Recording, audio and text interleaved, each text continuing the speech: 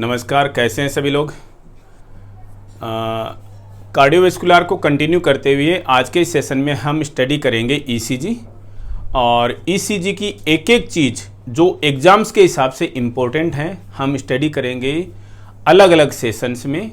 तो आज के इस सेशन में हम ईसीजी का इंट्रोडक्शन स्टडी करने वाले हैं, जहां से काफ़ी सारे क्वेश्चंस DSSB और नॉर्थ सेट में पूछे जाते हैं।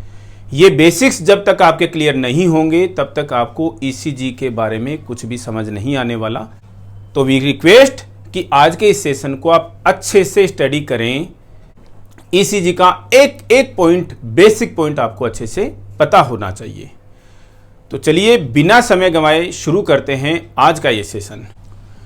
तो ईसीजी इलेक्ट्रोकार्डियोग्राम या इलेक्ट्रोकार्डियोग्राफ, हमेशा समझिएगा ईसीजी का सबसे पहली बात एब्रीविएशन क्या है। This is electrocardiogram, note graph. ये ग्राफ नहीं है, ये इलेक्ट्रोकार्डियोग्राम है।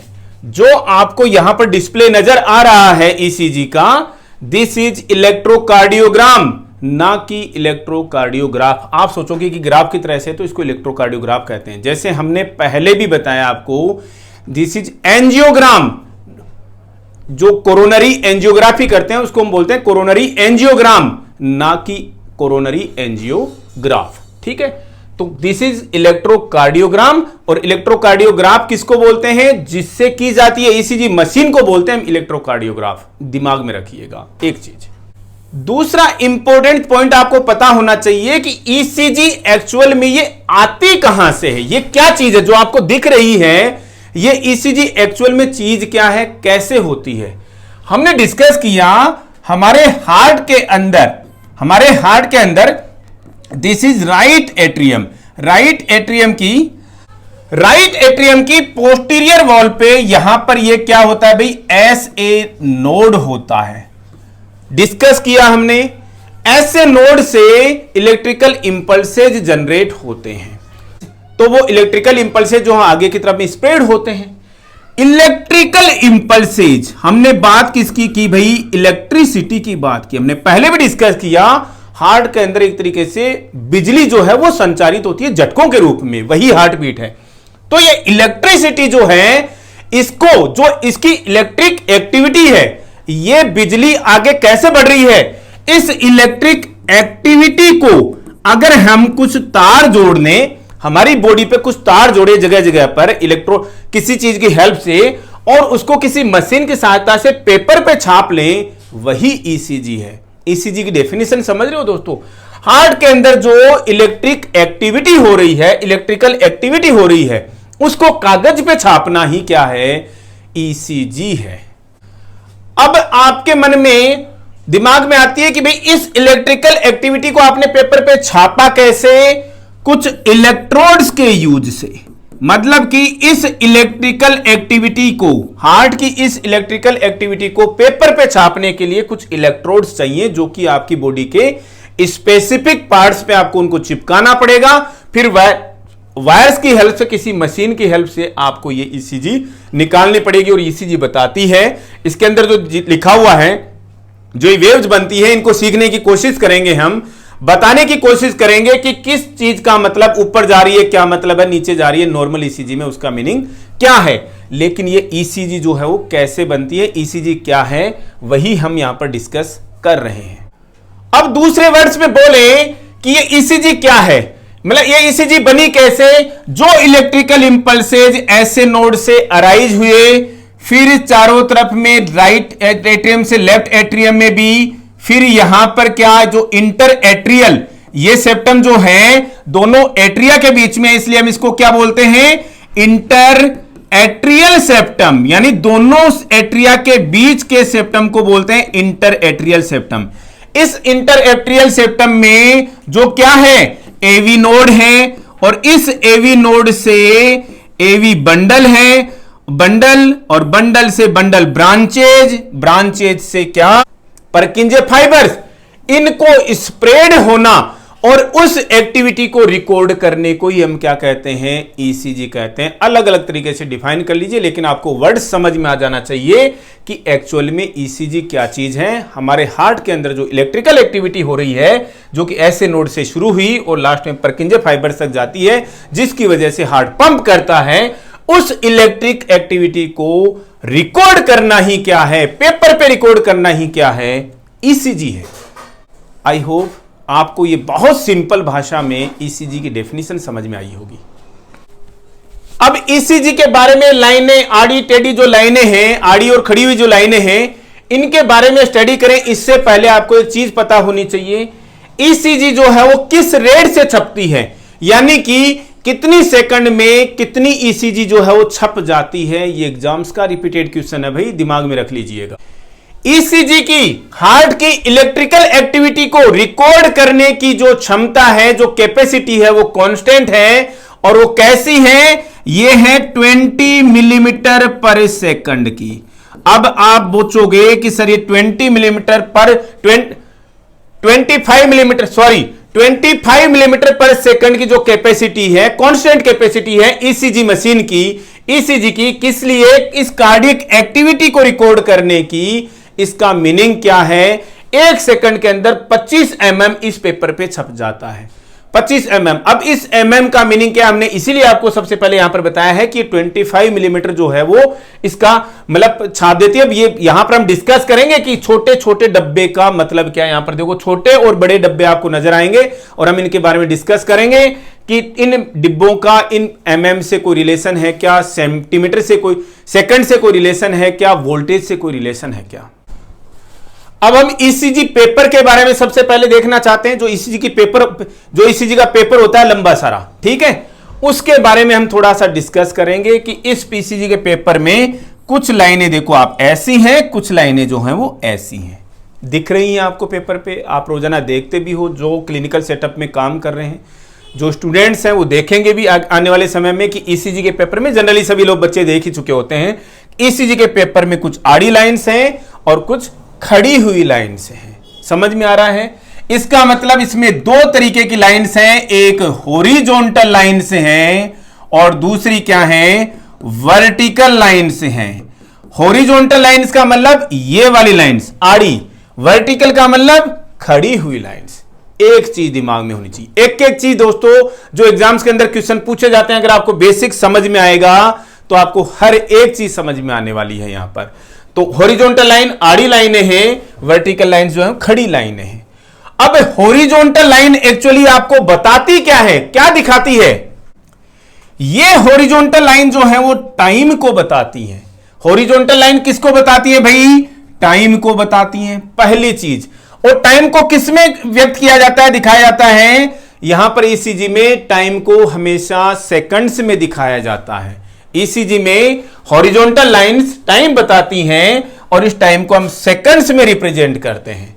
अब दूसरी बात देखिए यहां पर, अब देखिए इन डब्बों का मीनिंग देखिए।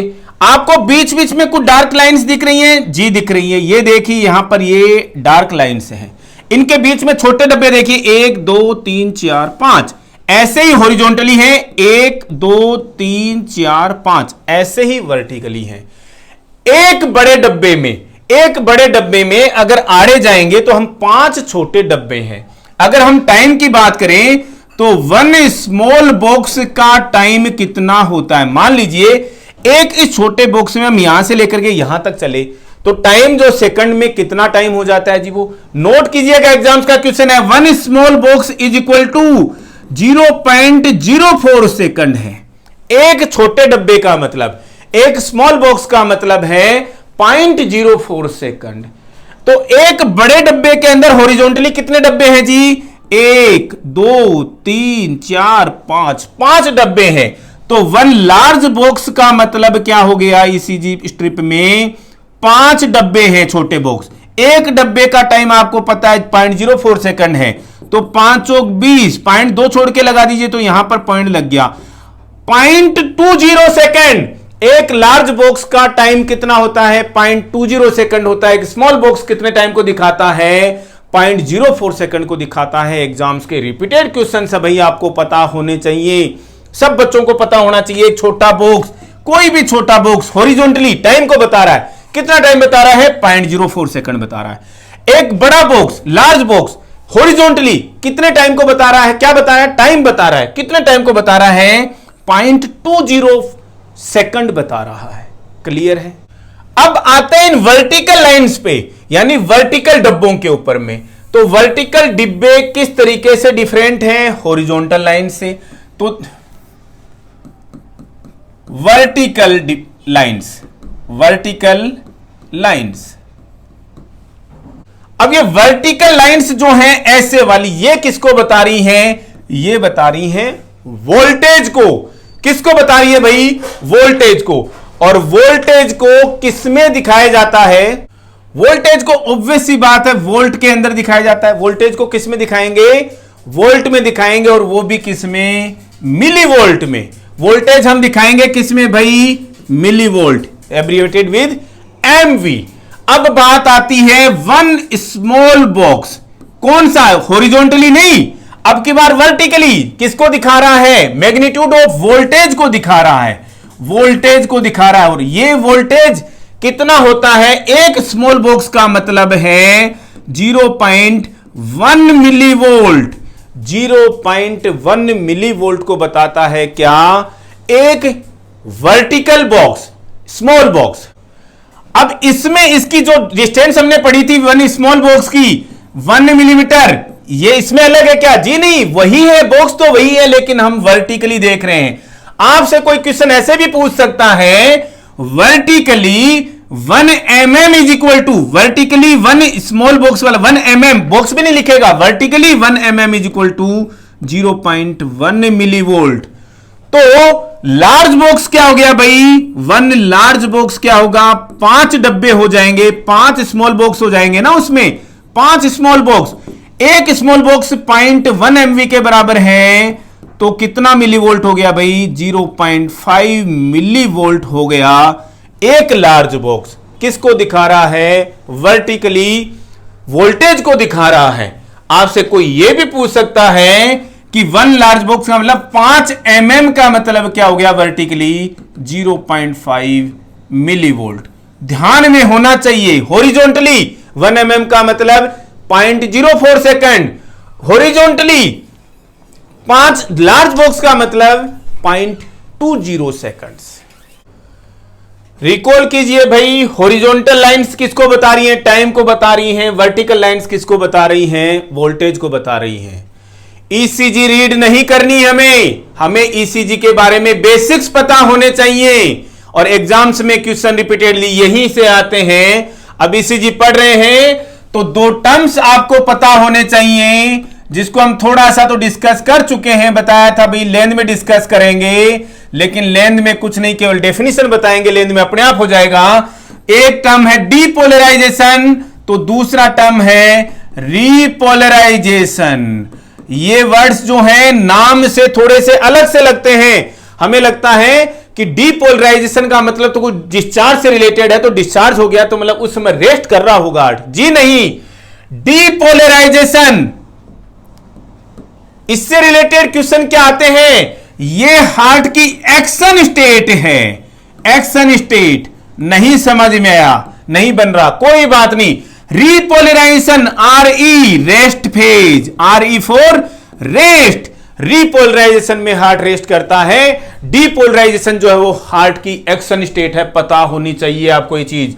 डीपोलराइजेशन का मतलब जिस समय डिस्चार्ज हो रही है उसी समय, जिस समय जो स्पेशलाइज्ड सेल्स ऐसे नोड की डिस्चार्ज हो रही है उसी समय वो एक्शन में आती हैं। इसका मतलब ये एक्शन स्टेट है। क्या? डीपोलराइजेशन, कंफ्यूज नहीं होना। Repolarisation, R for rest. Repolarisation rest की स्टेट है। दोनों के मीनिंग आपको पता होने चाहिए, एग्जाम्स में रिपीटेडली क्वेश्चन आते हैं।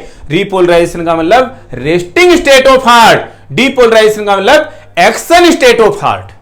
हार्ट काम कर रहा है उस समय। अब हम इतनी देर से डिस्कस कर रहे हैं कि ईसीजी जो है वो हार्ट के अंदर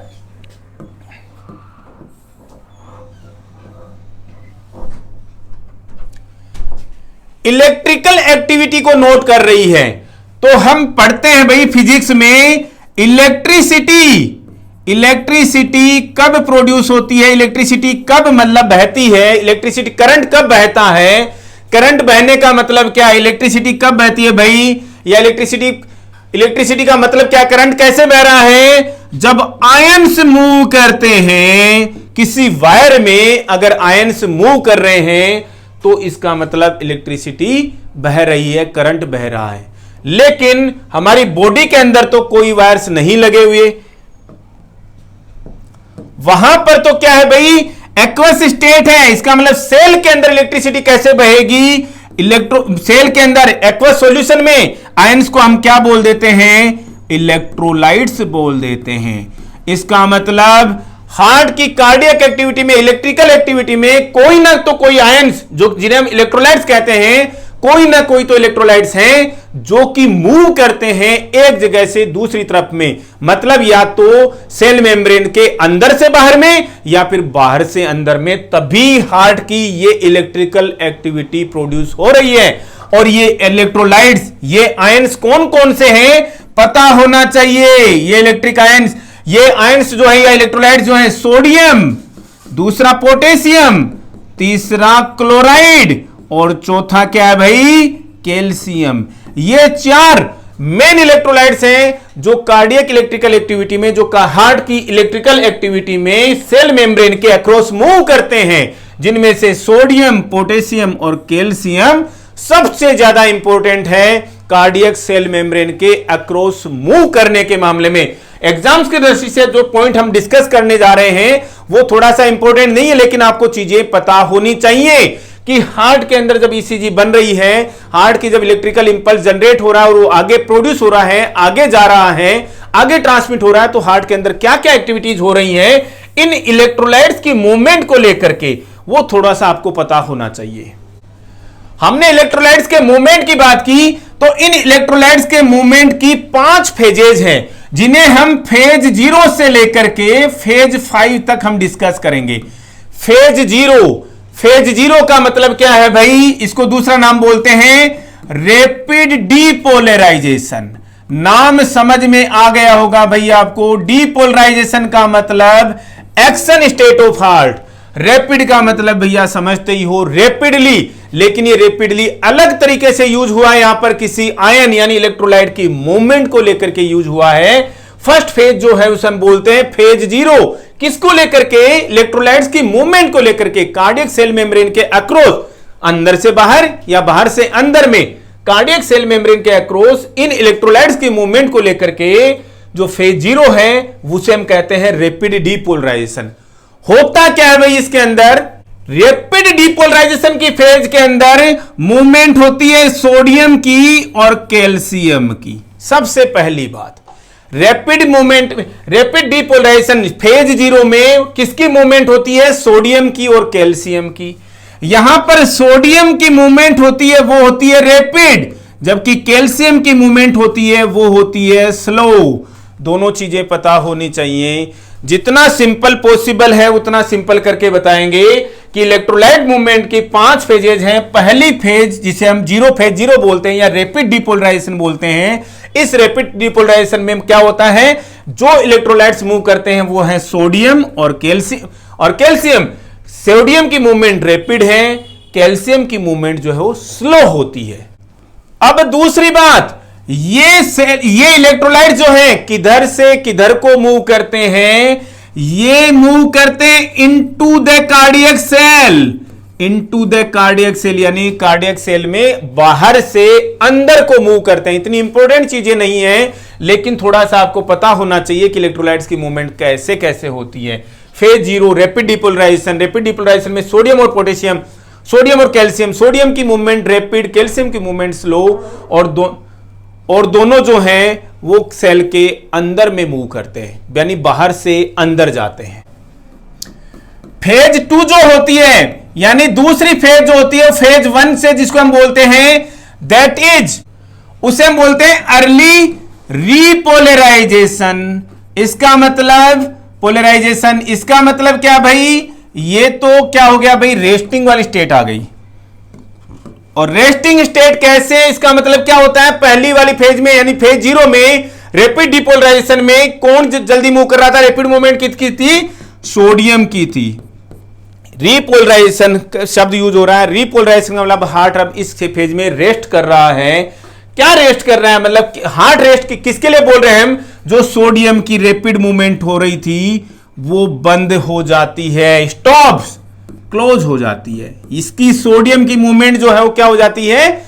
बंद हो जाती है। इसका मतलब सोडियम चैनल क्या हो जाता है भाई? बंद हो जाता है। किस फेज में? फेज 0 में या अर्ली रिपोलराइजेशन में। अब फेज 2 जो है उसे क्या बोलते हैं? इसे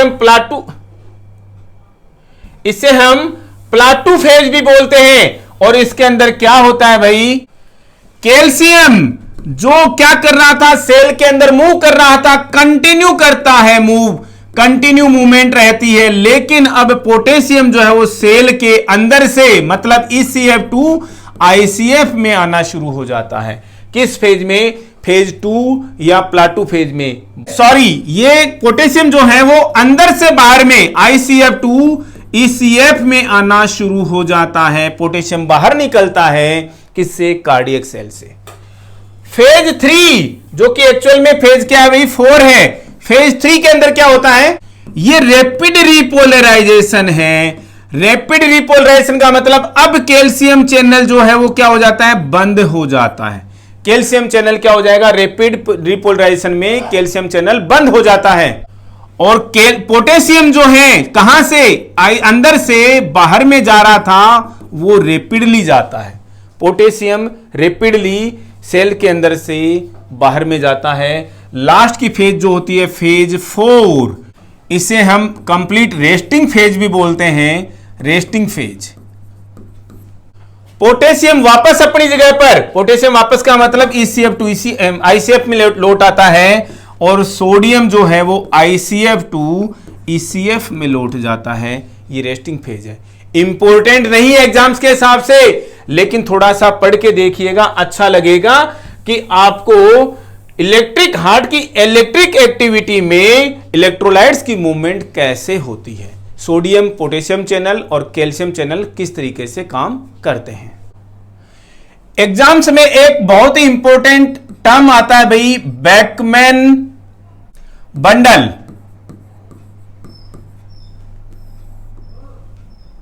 इसका मीनिंग क्या है? हार्ट के अंदर जो इंपल्स कहां से? ऐसे नोड से शुरू हुआ, ऐसे नोड से शुरू हुआ और अब लेफ्ट एट्रियम से जब एवी नोड को स्प्रेड होता है, लेफ्ट एट्रियम से एवी नोड को जिस inter atrial pathways, inter atrial का मतलब समझ रहे हो आप? Left atrium to right atrium की तरफ में यहां पर जो इंटर एट्रियल सेप्टम है, इस इंटर एट्रियल सेप्टम में जिस पाथवे, सब्जेक्ट ऑफ डिस्प्यूट है लेकिन दिस इज प्रूव्ड, और वो तो एग्जाम्स के अंदर क्वेश्चन आता है, जो जिस पाथवे से लेफ्ट एट्रियम से किसको? एवी नोड को, ऐसे नोड से तो लेफ्ट एट्रियम में चला गया, लेकिन लेफ्ट एट्रियम से एवी नोड को जिस पाथवे से इंपल्स आता है, ट्रांसमिट होता है, उसे हम इंटर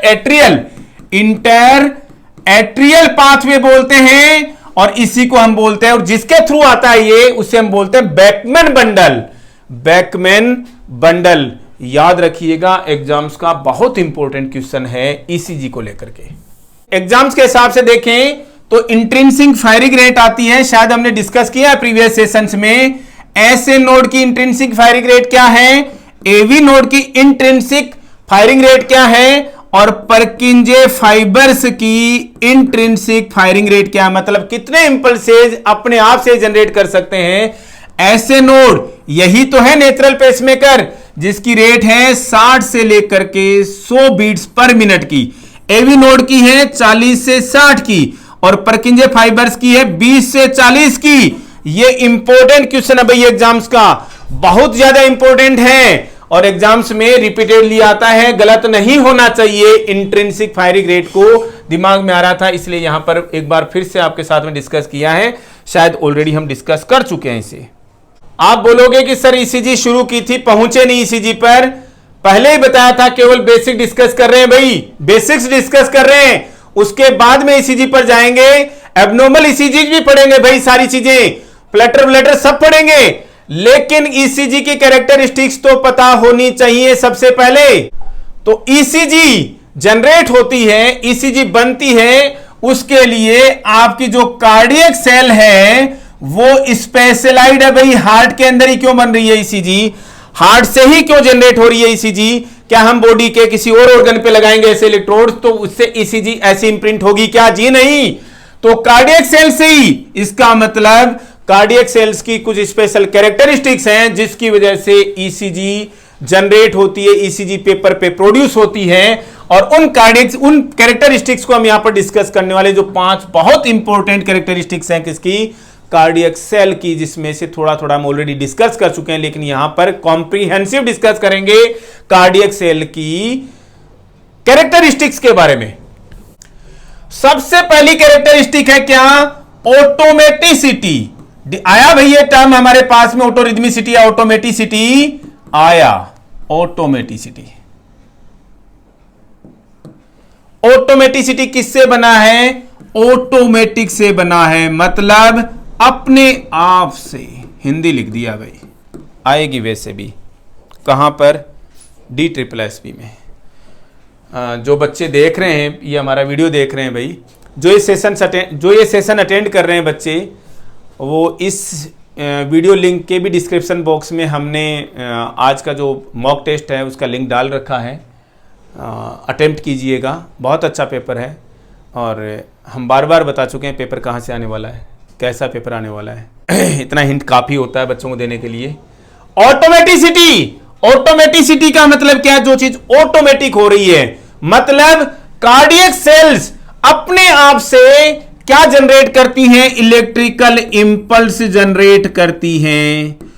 कौन है इसके लिए स्पेशलाइज्ड? हर एक कार्डियक सेल स्पेशलाइज्ड है, लेकिन कोई काम घर में हर एक आदमी कैपेबल और हर कोई करने लग जाए तो सामंजस्य नहीं रहेगा, एडजस्टमेंट नहीं रहेगा, कोऑर्डिनेशन नहीं रहेगा। इसलिए किसी को जिम्मेदारी दी जानी चाहिए। इसलिए इस इंपल्स को जनरेट करने की जिम्मेदारी केवल किसको दे रखी है?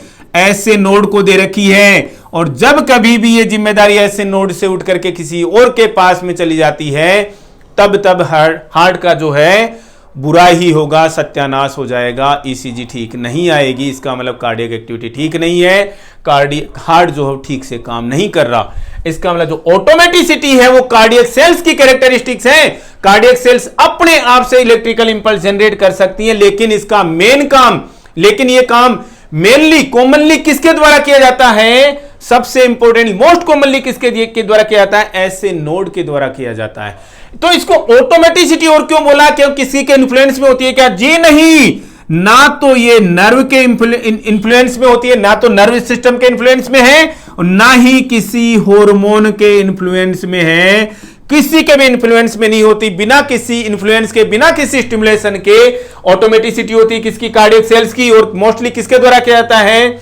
ऐसे नोड के द्वारा किया जाता है। ऑटोमेटिसिटी क्या हर एक कार्डियक सेल की कैरेक्टरिस्टिक है क्या? जी है, लेकिन ऐसे नोड को स्पेशली काम दे रखा है। आपसे कोई पूछ ले कि ऑटोमेटिसिटी का मतलब क्या है? ये कार्डियक सेल्स की एबिलिटी है। क्या चीज की एबिलिटी है? इलेक्ट्रिकल इंपल्स जनरेट करने की एबिलिटी है। तो मोस्ट कॉमन साइट क्या है ऑटोमेटिसिटी की? मोस्ट कॉमन साइट क्या है भाई? ऐसे नोड है ऑटोमेटिसिटी। हमने और भी जब इंट्रिंसिक फायरिंग रेट डिस्कस की तो एवी नोड भी है, पर्किंजे फाइबर्स भी हैं, इंडिविजुअल कार्डियक सेल्स भी हैं, लेकिन जब वो काम करेंगी इस तरीके से तो फिर फनी लुकिंग बीट्स आएंगी। अगर हर कोई बीट करने लग गया आप इंडिपेंडेंटली तो फिर फनी लुकिंग या एक्स्ट्रा सिस्टोलिक बीट्स जिनको हम बोलते हैं वो आपकी ईसीजी में डिस्प्ले होंगी, डिपिक्ट होंगी। और इसको हम थोड़ा सा एक चीज पे डिस्कस करें, जब कभी भी सीरम पोटेशियम और सीरम कैल्शियम का लेवल कम हो जाता है, जब कभी भी सीरम पोटेशियम कैल्शियम कम हो जाता है तो क्या होता है? हार्ट की ऑटोमेटिसिटी क्या हो जाती है भाई? बढ़ जाती है। हार्ट की ऑटोमेटिसिटी बढ़ जाती है तो क्या जनरेट होती है? फनी लुकिंग बीट्स जनरेट होती है भाई, फनी लुकिंग बीट्स। और ये FLB जिनको बोलते हैं, या फिर एक्स्ट्रा सिस्टोलिक बीट्स जिनको बोलते हैं। एक्स्ट्रा सिस्टोलिक बीट्स जो हैं वो आपकी इस ईसीजी पर डिपिक्ट होंगी। कैसे आती है वो? ये एक्स्ट्रा सिस्टोलिक बीट्स या फनी लुकिंग बीट्स इसलिए आती है क्योंकि इंपल्स जो है, इलेक्ट्रिकल इंपल्स जो है वो ऐसे नोड की बजाय में कहीं और से जनरेट हो रहे हैं। कार्डियक सेल्स में, हार्ट में और किन्हीं कार्डियक सेल से जनरेट हो रहे हैं ऐसे नोड की बजाय में, तब आती है फनी लुकिंग बीट्स। डिस्कस करेंगे हम 5 इंपॉर्टेंट कैरेक्टरिस्टिक्स डिस्कस करने वाले हैं कार्डियक सेल्स की। ऑटोमेटिसिटी डिस्कस कर चुके। दूसरी होती है एक्साइटेबिलिटी। एक्साइटेबिलिटी मतलब क्या है भाई? किसी चीज को देख करके एक्साइट हो जाना। और इस एक्साइटेबिलिटी का मतलब क्या है? कोई इलेक्ट्रिकल स्टिमुलस है, उसके अगेंस्ट में, यानी कोई इलेक्ट्रिकल स्टिमुलस जनरेट हुआ, कोई इलेक्ट्रिकल स्टिमुलस है, तो उसके लिए हार्ट की जो कार्डियक सेल्स हैं वो किस तरीके से रिस्पॉन्ड करती है, वही एक्साइटेबिलिटी है। मतलब कोई इलेक्ट्रिकल स्टिमुलस है, उसको हार्ट की कार्डियक सेल्स जो हैं वो किस तरीके से रिस्पॉन्ड करती है, वही एक्साइटेबिलिटी है। अब ये स्टिमुलस क्या हो सकता है? जैसे देखा कि भाई हाइपोक्सिया हो रहा है। हाइपोक्सिया का मतलब पार्शियल प्रेशर ऑफ ऑक्सीजन जो है वो कम हो गया बॉडी के अंदर, ब्लड के अंदर, ठीक है। पार्शियल प्रेशर ऑफ ऑक्सीजन कम हो गया, टिश्यूज को जो ऑक्सीजन की सप्लाई जो कम हो रही है। इसका मतलब अब कार्डियक सेल्स को इलेक्ट्रिकल स्टिमुलस मिल गया कि ऑक्सीजन की कमी है। ऑक्सीजन की कमी है तो कैसे पूरा करेंगे? हार्ट को ज्यादा कॉन्ट्रैक्ट करा करके पूरा करेंगे, तो हार्ट की जो सेल्स है, कार्डियक सेल्स जो ज्यादा एक्साइट होती हैं, ज्यादा इरिटेट होती हैं। मतलब इसको हम बोलते हैं, दूसरे टर्म्स में क्या बोल सकते हैं? इरिटेबिलिटी, ज्यादा इरिटेट होती हैं। कार्डियक सेल्स की तीसरी इंपॉर्टेंट कैरेक्टरिस्टिक है क्या? कंडक्टिविटी। कंडक्टिविटी का मतलब आप समझते हो, हार्ट के अंदर बात कर रहे हैं तो इलेक्ट्रिकल इंपल्सेज की बात कर रहे हैं, और इन इलेक्ट्रिकल इंपल्सेज का एक जगह से दूसरी जगह में क्या होना? ट्रांसमिट होना। यानी कि भी कंडक्टर, कंडक्टिविटी, कंडक्शन, वायर्स में इलेक्ट्रिसिटी एक जगह से दूसरी जगह में जाती है, वो वायर की कंडक्टिविटी पे डिपेंड करती है ना भाई। आयरन का वायर हो गया, कॉपर का वायर हो गया, सिल्वर का वायर हो गया, गोल्ड का वायर हो गया, सबकी कंडक्टिविटी अलग अलग होती है, सबका रेजिस्टेंस अलग अलग है, इसलिए कंडक्टिविटी भी अलग अलग है। गोल्ड की रेजिस्टेंस जो है वो सबसे कम है, इसलिए उसके अंदर कंडक्टिविटी बहुत ज्यादा तेजी से उसके अंदर जो है बिना इलेक्ट्रिसिटी वेस्ट हुए जो है वो कंडक्टिविटी होती है इलेक्ट्रिसिटी की। इसी तरीके से कंडक्टिविटी का मतलब क्या हो गया कि इन इलेक्ट्रिकल इंपल्सेज का एक जगह से दूसरी जगह में ट्रांसमिट होना। और एक जगह से दूसरी जगह में ट्रांसमिट किसके थ्रू होता है भाई? Cardiac cells. आपने पढ़ा और हमने डिस्कस किया था, दो सेल्स के बीच में जो डार्क स्विट्जरलैंड से हमें दिखती है, जिसे हम क्या बोलते हैं? इंटरकेलेटेड डिस्क। इनकी क्या फिजियोलॉजिकल सिग्निफिकेंस है कि हर कार्डियक सेल को अपना इलेक्ट्रिकल इंपल्स जनरेट नहीं करना पड़ता। एक हो गया तो उसके बाद में एक इलेक्ट्रिकल इंपल्स जनरेट होने बाद में इंपल्स जो है वो एक सेल से दूसरी सेल में ट्रांसमिट होता रहता है। किसके अक्रॉस? किसके थ्रू? इन इंटरकेलेटेड डिस्क के थ्रू आराम से इजीली ट्रांसमिट होता रहता है, और यही है कंडक्टिविटी कार्डियक सेल्स की। अब क्या कंडक्टिविटी पर तो फर्क पड़ सकता है क्या भाई नर्वस सिस्टम का या हार्मोन सिस्टम का? जी, आप सिंपैथेटिक सिस्टम पढ़ें, सिंपैथेटिक नर्वस सिस्टम और पैरासिम्पैथेटिक नर्वस सिस्टम की बात करें तो सिंपैथेटिक स्टिमुलेशन जो है वो कंडक्टिविटी को बढ़ाता है, पैरासिम्पैथेटिक स्टिमुलेशन जो है वो कंडक्टिविटी को कम करता है। ध्यान रखिएगा, मतलब sympathetic nerve stimulation speed up करेगा कंडक्टिविटी को, पैरासिम्पैथेटिक नर्व स्टिमुलेशन जो है वो लोअर करेगा, स्लोअर करेगा कंडक्टिविटी को, हार्ट के कंडक्शन को। चौथी 4 नंबर पर जो कार्डियक सेल्स हैं उनकी सबसे इंपॉर्टेंट कैरेक्टरिस्टिक में से एक और आती है क्या? कॉन्ट्रैक्टिलिटी। कॉन्ट्रैक्टिलिटी किससे बना भाई वर्ड? कॉन्ट्रैक्शन से। आपको पता भाई कार्डियक सेल्स क्या हैं? मसल सेल्स हैं, मसल फाइबर्स हैं, कार्डियक मसल्स हैं, अलग से ही अलग तरीके की मसल्स होती हैं। इसका मतलब मसल्स की कैरेक्टरिस्टिक होती है क्या कॉन्ट्रैक्टिलिटी, कॉन्ट्रैक्शन? जी होती है। कॉन्ट्रैक्शन के लिए मसल सेल्स को, मसल फाइबर्स को क्या करना पड़ेगा? इलोंगेट होना पड़ेगा या शॉर्टन होना पड़ेगा। कॉन्ट्रैक्टिलिटी देखिएगा, कॉन्ट्रैक्टिलिटी मतलब मसल फाइबर्स को शॉर्टन होना पड़ेगा। इसका मतलब इनकी कैरेक्टरिस्टिक है क्या? जी है, मसल फाइबर्स शॉर्टन होकर के क्या करते हैं भाई? कॉन्ट्रैक्टिलिटी करते हैं, कॉन्ट्रैक्शन करते हैं किसका? हार्ट का। अब हार्ट के तो अलग अलग चेंबर्स भाई, कौन? एट्रिया और कौन? वेंट्रिकल्स। वेंट्रिकल्स कॉन्ट्रैक्ट होंगे तो ब्लड जो है वो कहां जाएगा भाई? ऑल ओवर द बॉडी में पंप होगा जनरल सर्कुलेशन के लिए। तो ये किसकी वजह से? कॉन्ट्रैक्टिलिटी की वजह से। क्या कॉन्ट्रैक्टिलिटी किसी के अफेक्ट इन्फ्लुएंस में है या नहीं है? जी है, कॉन्ट्रैक्टिलिटी तो अफेक्ट होगी। किससे भाई? ड्रग्स। ऐसे कोई भी ड्रग्स जो हार्ट की कॉन्ट्रैक्टिलिटी को बढ़ाती है या कम करती है, प्लस करती है या माइनस करती है, ऐसी ड्रग्स को ही हम डिस्कस करेंगे भाई। हम फार्मेकोलॉजी में आइनोट्रोपिक ड्रग्स बोलते हैं। कौन है आइनोट्रोपिक ड्रग्स? की डेफिनेशन ही क्या है? जो ड्रग्स हार्ट की, डेफिनेशन याद कीजिएगा, एग्जाम्स का क्वेश्चन है भाई ये भी। जो ड्रग्स हार्ट की कॉन्ट्रैक्टिलिटी को बढ़ाने या कम करने का काम करती हैं उन्हें हम आइनोट्रोपिक ड्रग्स कहते हैं।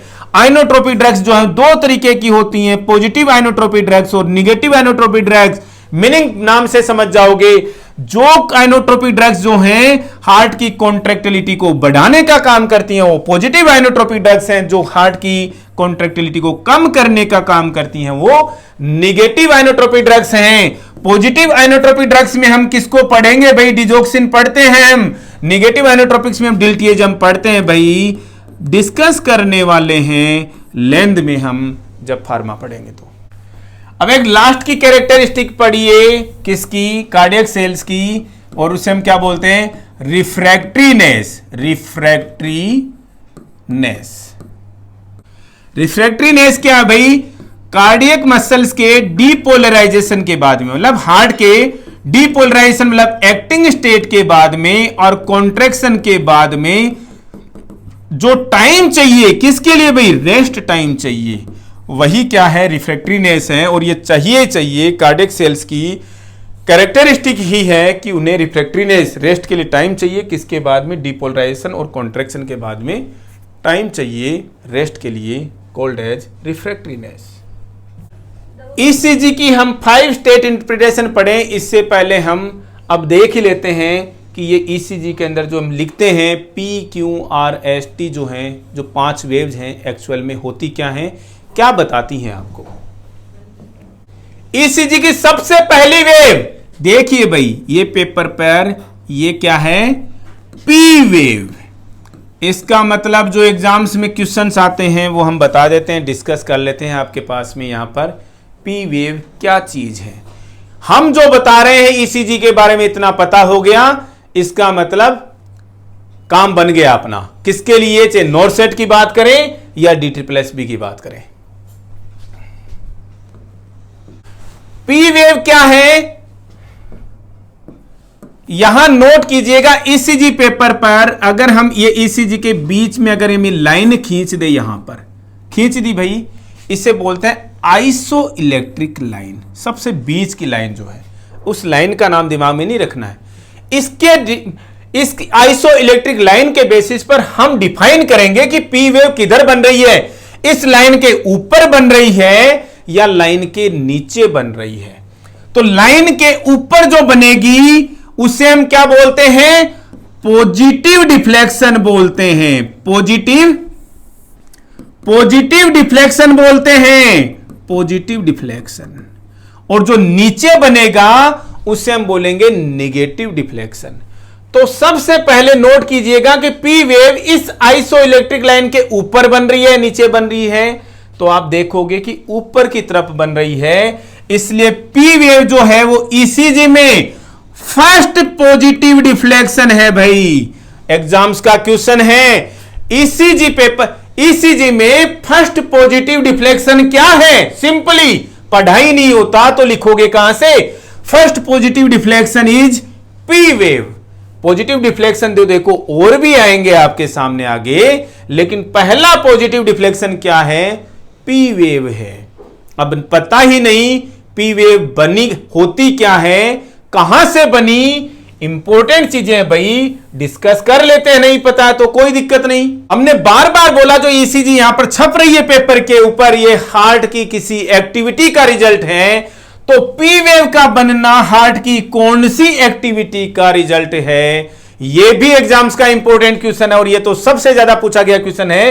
पी वेव का बनना हार्ट की किस एक्टिविटी को दिखाता है, नोट कीजिएगा आराम से, ये किसी एट्रियल एक्टिविटी को दिखाता है। सबसे पहले क्या आते हैं जी, हार्ट के अंदर एट्रिया आते हैं, और कार्डियक एक्टिविटी में, ईसीजी में, इलेक्ट्रिकल एक्टिविटी में, हार्ट की इलेक्ट्रिकल एक्टिविटी में कहां से शुरू हो रहे हैं भाई इंपल्स, ऐसे नोड से।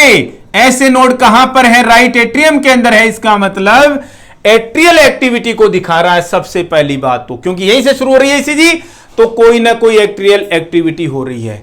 एट्रियल एक्टिविटी में दो तरीके की एक्टिविटीज हम ईसीजी के अंदर डिस्कस करते हैं भाई, या तो डिपोलराइजेशन हो रहा है या फिर रीपोलराइजेशन हो रहा है। अब आपको पता है भाई, डिपोलराइजेशन का मतलब एक्टिंग स्टेट और रीपोलराइजेशन का मतलब रेस्टिंग स्टेट। तो पी वेव जो है वो किसको दिखाती है, ये दिखाती है एक्शन स्टेट को, ये दिखाती है भाई किसको, एक्शन स्टेट को। कौन, पी वेव का बनना, इसका मतलब ये एट्रियल डीपोलराइजेशन को बताता है। एग्जाम कंठस्थ कर लीजिएगा भाई, जितना पॉसिबल था उतना अच्छे से बता दिया। पी वेव एट्रियल डीपोलराइजेशन को बताती है। कैसे दिखाओ, कैसे याद रखोगे कि भाई सबसे पहली कार्डियक एक्टिविटी हो रही है ईसीजी के अंदर, तो ईसीजी के अंदर कार्डियक, हमारे हार्ट के अंदर इलेक्ट्रिकल एक्टिविटी कहां से शुरू होती है, ऐसे नोड से। ऐसे नोड कहां है, राइट एट्रियम में। इसका मतलब सबसे पहले इलेक्ट्रिकल इंपल्स जो है कहां स्प्रेड होंगे भाई, दोनों एट्रिया के अंदर। तो एट्रिया कॉन्ट्रैक्ट करते हैं सबसे पहले, एट्रिया के कॉन्ट्रैक्ट करने को, एट्रिया के एक्शन स्टेट को हम क्या कहते हैं, एट्रियल डीपोलराइजेशन कहते हैं, और इसी को बताती है आपकी पी वेव। दूसरा कैसे पूछ सकता है भाई, पी वेव का बनना किसको दिखाता है, एट्रियल कॉन्ट्रैक्शन को दिखाता है। पी वेव का बनने का मतलब क्या है, ऐसे नोड से इंपल्स जनरेट हुआ, कहां पर भाई, चारों तरफ एट्रिया के अंदर फैल गया, जिसके रिजल्ट में क्या हुए भाई, एट्रिया कॉन्ट्रैक्ट हुए। पैसिवली ही होते हैं वैसे तो, एट्रियल कॉन्ट्रैक्शन को बता रहा है, एट्रियल डीपोलराइजेशन को बता रहा है। कैसे भी एग्जाम का क्वेश्चन आ जाए, गलत नहीं होना चाहिए। पी वेव रिजल्ट है ऐसे नोड से इंपल्स का शुरू होकर के एट्रिया में स्प्रेड, ऑल ओवर स्प्रेड हो जाना और कॉन्ट्रैक्शन में रिजल्ट देना, एट्रियल कॉन्ट्रैक्शन में रिजल्ट देना, पी वेव बनने को बताता है। पी वेव कैसी है देखो, फर्स्ट पॉजिटिव डिफ्लेक्शन और राउंडिश होती है। कैसी होती है भाई, तीखी नहीं है, राउंडिश है, लाइक दिस। ठीक है, ये टिपिकल है, जरूरी नहीं है ईसीजी ऐसी बनी, दिस इज टिपिकल डायग्राम। ठीक है, तो पी वेव जो है फर्स्ट पॉजिटिव डिफ्लेक्शन, ऊपर आइसोइलेक्ट्रिक लाइन के ऊपर है इसलिए पॉजिटिव डिफ्लेक्शन बोल दिया हमने। और दूसरी बात है राउंडिश होती है शेप में, किसको बताता है, एट्रियल कॉन्ट्रैक्शन या एट्रियल डीपोलराइजेशन को बताता है, एक्शन स्टेट को बताता है एट्रिया की। दूसरा क्या दिख रहा है भैया आपको, क्यू आर एस कॉम्प्लेक्स। कोई क्यू आर एस कॉम्प्लेक्स एक ही चीज को बता रहा है, इसलिए हम इसे एक साथ में डिस्कस करते हैं, क्यू आर एस कॉम्प्लेक्सन को।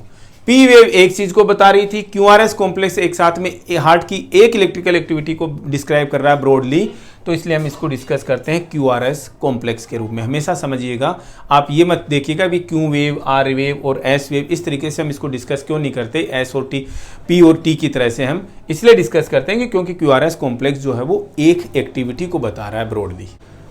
तो सबसे इंपॉर्टेंट बात भाई, क्यू आर एस कॉम्प्लेक्स किसको बता रहा है, ये एट्रिया और ये वेंट्रिकल।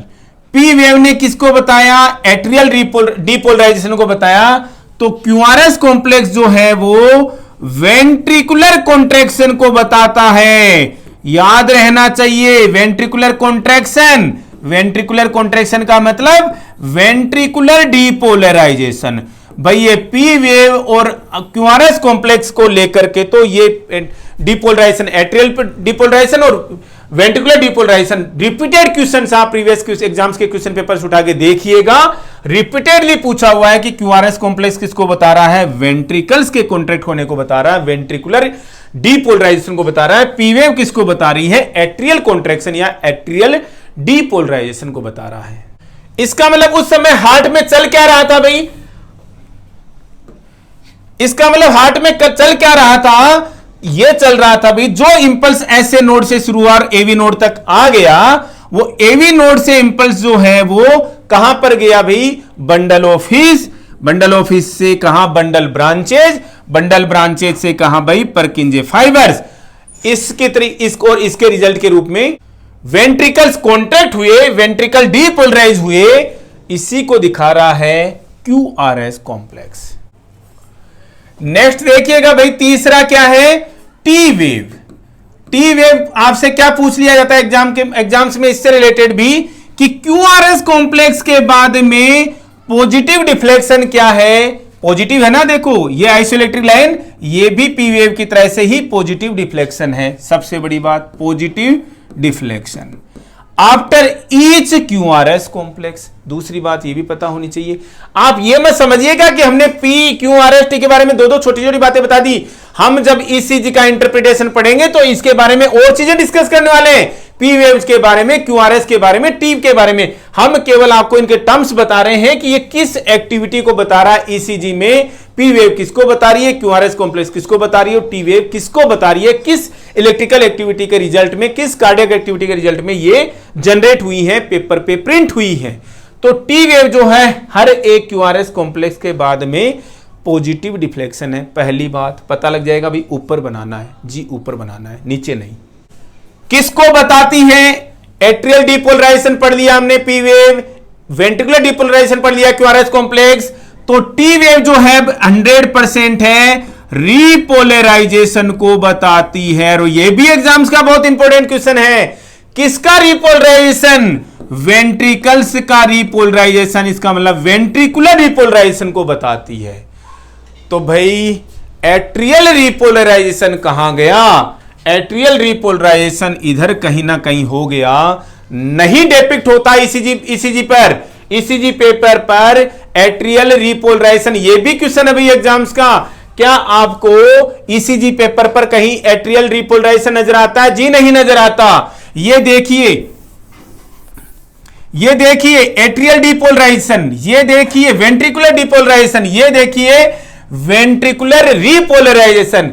एट्रियल डिपोलराइजेशन की हम, एट्रियल रिपोलराइजेशन की हमने कहीं भी बात नहीं की, ये यहां पर कहीं ना कहीं हो चुका होता है, ईसीजी पर डिपिक्ट नहीं होता, डिस्प्ले नहीं होता। टी वेव जो है वो वेंट्रिकुलर रिपोलराइजेशन यानी वेंट्रिकल्स के रिलैक्सेशन को बता रही है, वेंट्रिकल्स की रेस्टिंग फेज को बता रही है। ये चीजें आपको पता होनी चाहिए। एग्जाम्स में एक और क्वेश्चन आता है भाई, ये जो ईसीजी, नॉर्मल ईसीजी की जो स्ट्रिप होती है द्रौपदी के साड़ी की तरह से लंबी सारी होती है, लेकिन एक ईसीजी की नॉर्मल ईसीजी स्ट्रिप जो है वो कितनी लंबी होती है, एग्जाम्स के अंदर क्वेश्चन आ रखा है भाई। ये भी दो तरीके से याद रखिएगा, 30 लार्ज बॉक्स के बराबर। पहली बात तो एक ईसीजी स्ट्रिप जो है वो 30 लार्ज बॉक्स के बराबर होती है। सेकंड्स में देखें हम, तो इसको लेंथ में देखेंगे तो लेंथ में ये क्या दिखा रही है, टाइम को दिखा रही है, टाइम को दिखा रही है। तो एक लार्ज बॉक्स है वो कितने टाइम के बराबर है, 0.2 सेकंड के बराबर है। तो 30 लार्ज बॉक्स किसके बराबर हो गए भाई, 6 सेकंड के बराबर हो गए। मतलब कि एक ECG strip, normal ECG strip जो है वो 6 सेकंड या 30 लार्ज बॉक्स के बराबर होती है। आज के कल के सेशन में हम पढ़ेंगे ईसीजी का इंटरप्रिटेशन 5 तरीके से, 5 स्टेप्स में, वही पीक्यूआरएसटी को लेते हुए। फिर ईसीजी की लीड पढ़ेंगे, फिर 12 लीड ईसीजी में 12 लीड पढ़ेंगे, एक्चुअल में 10 होती हैं कि 12 होती हैं ये डिस्कस करेंगे। किस तरीके की लीड्स होती हैं, यूनिपोलर होती हैं, बाइपोलर होती हैं, पॉजिटिव होती हैं, निगेटिव होती हैं, और एंडोवंस ट्राइंगल एक्चुअल में क्या होता है, कल के सेशन में हम ये डिटेल में डिस्कस करने वाले हैं। आज के सेशन में इतना ही, मिलते हैं नेक्स्ट अपडेट के साथ। Thank you.